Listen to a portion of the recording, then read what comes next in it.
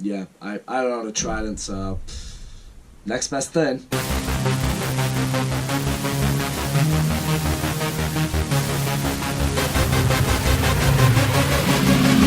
Aquaman is the 6th movie in the DCEU and is also the first standalone movie to feature Aquaman. Now I think we can all agree the best way to sum up the DCEU, it's been pretty hit or miss to say the least. We had one awesome movie in Wonder Woman, we had a couple decent ones, and then the other ones just were very disappointing. Everyone was feeling, you know what, maybe after Wonder Woman, maybe they're at least figuring out how to do standalone superhero movies. So after seeing Aquaman, looks like they just might be. So if you've seen any of the trailers for Aquaman, you know pretty much what the beginning of the movie is. You have this lighthouse keeper named Thomas Curry. He rescues Atlanta, who is the Atlantis princess who washed up on shore. They fall in love. They have a baby named Arthur. They're living happily as a family. We find out Atlanta had fled Atlantis because she was supposed to marry someone of royal blood who she didn't want to marry. But now the Atlanteans have discovered that she has made a half-breed child, which has everyone very, very, very mad at her. So Atlanteans, they send a bunch of guards to take her back to Atlantis and kill Arthur. I will say, this action scene when the Atlanteans show up to take back Atlanta, I really love this action scene. Because this action scene, for a while anyway, for the majority of it, it's filmed as one shot. You just have Atlanta, she's taking on all these guys, she's kicking their asses, and it's all filmed in just one continuous take. I always give a movie props when it's able to film movies that way, when it's able to edit movies that way, to make it all just flow so seamlessly. It's one of the reasons I love the first Creed so much. This movie was able to do that too, and I really dug that. It doesn't do that for every action scene in the movie. It really only does it with one other action scene later on, but when it happened,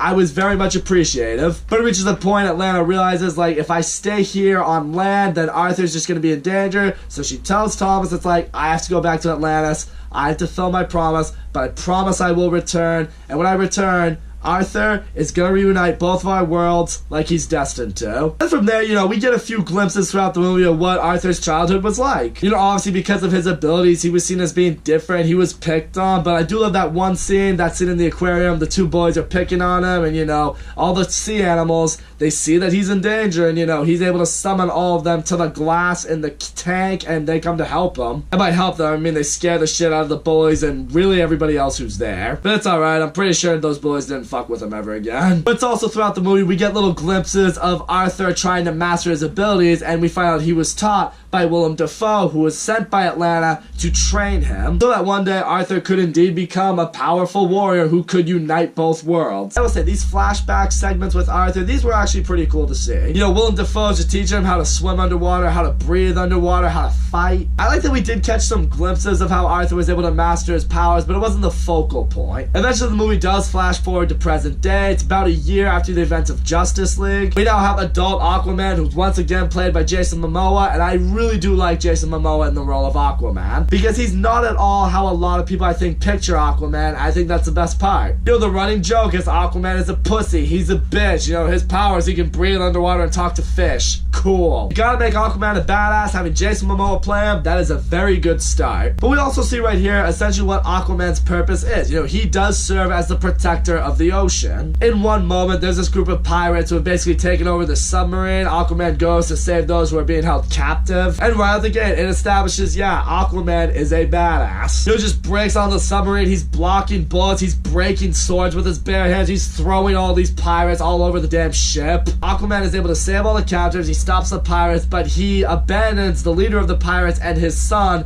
to basically drown in the submarine because of the damage they caused, because of the people they killed. And, you know, the man's son, he's trying to save his dad, but his dad's just like, go, get out of here, you know, you're not gonna be able to save me. So, you know, he pulls a grenade, he's like, yeah, let's go now, or you're just gonna die with me. So his son, he escapes, but the grenade blows up behind him. Yeah, his dad's dead. But it turns out this guy is in cahoots with Arthur's half-brother, Orm, who is the current king of Atlantis, you know, the ocean master. And Orm has this guy use the submarine that he abducted to fire torpedoes at Atlantis to basically make out to the rest of Atlantis, hey, look at that, the surface world, they're trying to kill us, they don't understand us, we have to bring war to them. Because in his mind, he's like, oh, the people on the surface dwellers. They pollute our oceans. They kill our animals. They do what they do to the ocean. They're gonna kill us all. If we don't act now, if we don't strike them first, they're gonna kill us. And yeah, all of Atlantis is on board, but two people, Mira, who Orm is actually supposed to marry, and Willem Dafoe, they're like,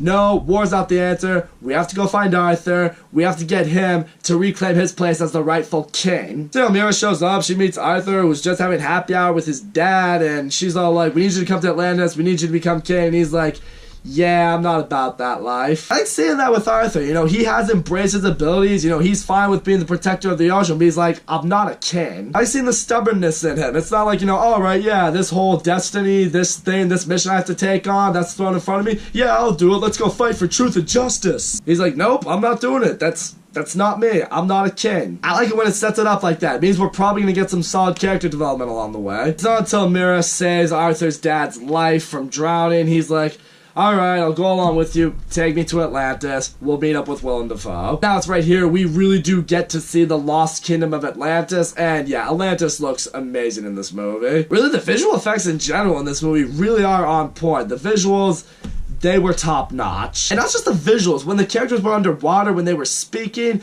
you felt like you were hearing some kind of gurgling noise in the background. You really could, it really did sound like they were talking underwater. We didn't really see that in the trailer, and that's why I was like, alright, is it really gonna feel like they're underwater? No, yeah, it feels like they're underwater. They touched up on that. I'm glad they did. Eventually, Arthur does confront Orm, and he's all just like, you know what, I'll take you on right here, right now, for the throne. And part of you really feels like this is what Orm wants. He wants to get under Arthur's skin. He's like, yeah, your mother Atlanta, she was executed because she birthed you. You in the surface world, you're abomination. So Arthur thinks, hey, you know what? I'll solve this right now. I'll take you on in a duel in front of everyone in Atlantis. I'll beat you, and then I'll become king. But Willem Dafoe, he tries to tell Arthur, it's like, dude, you have lived on the surface your entire life. Orm has spent his life in the ocean. You don't understand. Fighting him underwater, it's going to be very, very, very difficult. But you know, Arthur, he's not thinking about that right now. He's like, I just want to get back at this guy. He talks shit about my mom. Can't really blame him for that. Anyone disrespected my mom, I'd probably want to throw hands too. You know, they have their fight in front of Atlantis, and Orm thinks he's really going to make a stand. He's like, I'm just going to kill Arthur in front of everybody, then I'll be the unquestioned king, and this war will go forward. And yeah, Orm very nearly does kill him, but Mira saves Arthur's life. They go back to the surface world. It's like, alright, we got to think of a new plan. And so it's right here, they realize the only way they're going to be able to defeat Orm and stop this war, and for Arthur to become the rightful king, he has to claim the Trident of Atlan. Basically, the legend is only the rightful king can wield that trident, because whoever wields that trident holds command over all kingdoms in the ocean. I will say, at this point, the movie was kind of reminding me of Thor a little bit. You have this guy who's destined to be king. He has a brother who hates him and also wants to be king.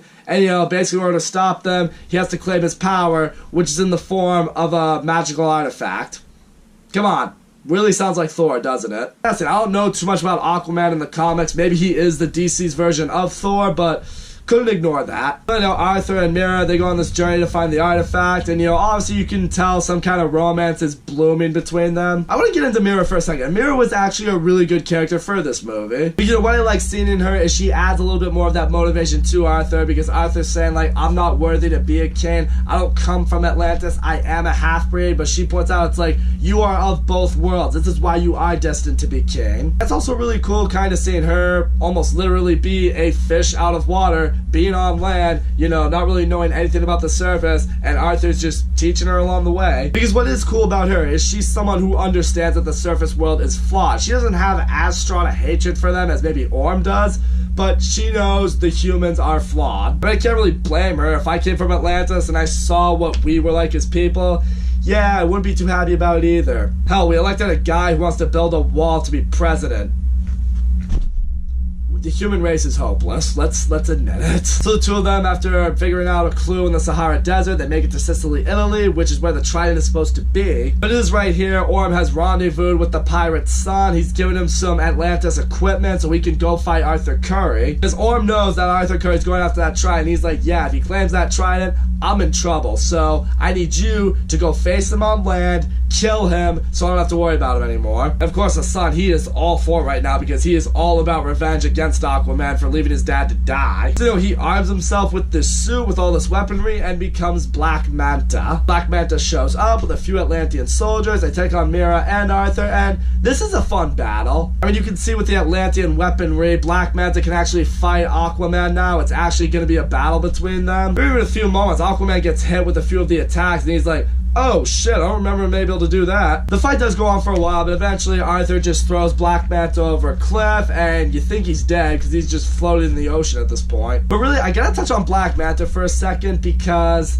really, I gotta say this right now. Black Manta was a very useless character in this movie, which really kind of upset me because I did some more research into Black Manta, and I guess it turns out Black Manta is actually Aquaman's archenemy. So I mean, maybe that's why the movie felt he needed to be in there, because like, oh, you know, he's the archenemy, so you know, he has to have some kind of role in this movie. But really, Black Manta, he does absolutely nothing in this movie. I mean, he has that scene in the beginning in the submarine with his dad, has a couple other scenes in the movie, then he has that fight with Aquaman, and then that's really it. This guy didn't really provide anything. He's just another little obstacle that Aquaman has to go through. I guarantee you take Black Manta out of this movie entirely, the movie would have been no different. I personally feel like if you wanted to do Black Manta right, just make Orm the main villain, the only villain of this movie, and then when you make the Aquaman sequel, then put Black Manta in and make him the forefront villain of the movie so we can be done right. Having him here for the sake of being here, I don't like that. It doesn't provide anything for the movie. It just makes the movie longer than it really needs to be. Now they get back to their mission. In order for Arthur and Mera to get to the Trident, they have to go through this trench where a bunch of sea monsters are. Arthur and Mera, they very nearly die until they're both saved by something that just comes out of nowhere in the ocean. And then it brings them to, I want to say, the center of the earth because there are dinosaurs everywhere. Why is it always dinosaurs at the center of the earth? I'm really wondering why them. But either way, the movie's not revealing for a little while who it was that saved them. The whole time I'm saying,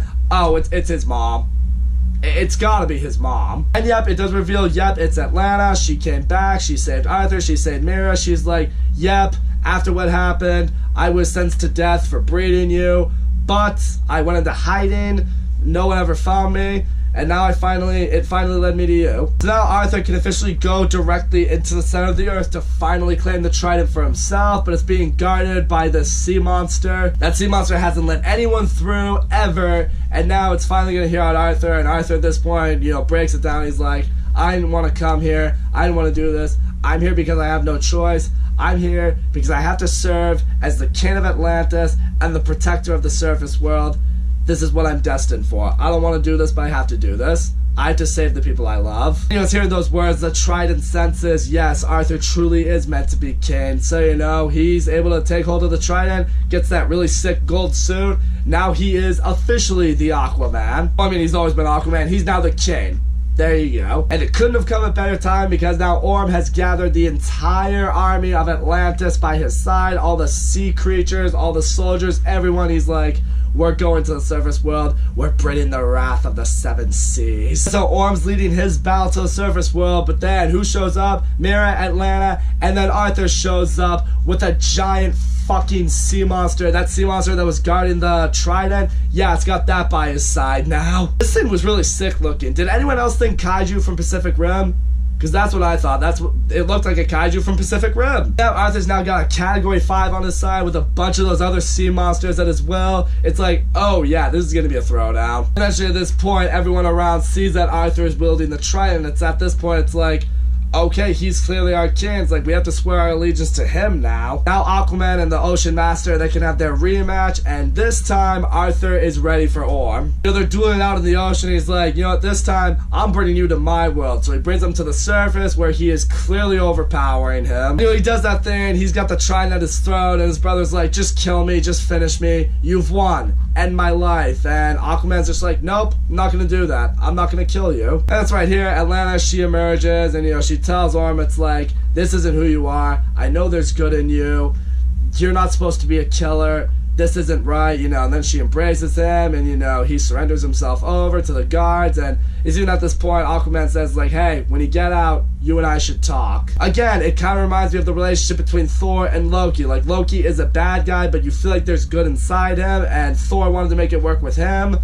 you kind of feel like it's going to take that route a little bit here. Now Aquaman is the true ruler of Atlantis. He's the true king. And also now Atlanta returns to land to reunite with Thomas, who had been waiting for her for so long. They're finally back together. And then before the movie ends, we do get a mid-credit scene. We see Black Manta just floating in the ocean. He's still alive. He's rescued by the scientist who believes that Atlantis exists, who believes it's out there. He wants to find it, and Black Manta's like, I can get you there, as long as I get my revenge on Aquaman. They're just like, oh, okay, so he is going to be in the sequel.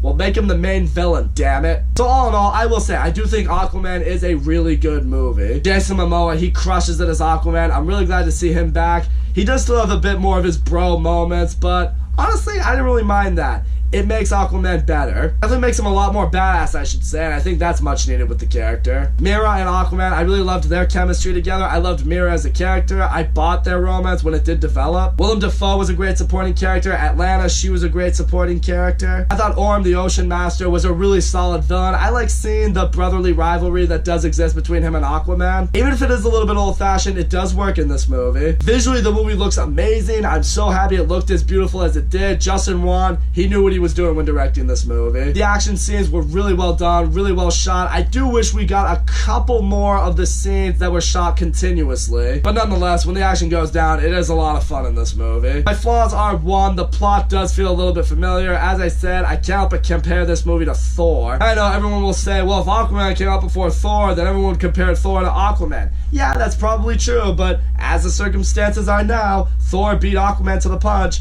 So Thor's the one that it's going to get compared to. The plot does feel a little bit predictable. You do know how certain things are going to go down. Like, I knew Atlanta was never dead. I knew we would see her again. I'll say not all the acting in this movie was great. I'm going to say this right now. There's a scene in a flashback where we see a teenage Aquaman. That kid cannot act for shit. I want to know where my mother is. You tell me where my mother is right now. That's basically the gist of what he says and how he says it. I'm just like, who the hell is this kid? He must be Jason Momoa's son or something. I mean, I don't know. Does Jason Momoa have kids? I don't know. But if he does, I would buy that that's his son. They just threw him in the movie so, you know, he could be with his dad for something. I don't know. But that kid can't act for shit. He has no future in acting.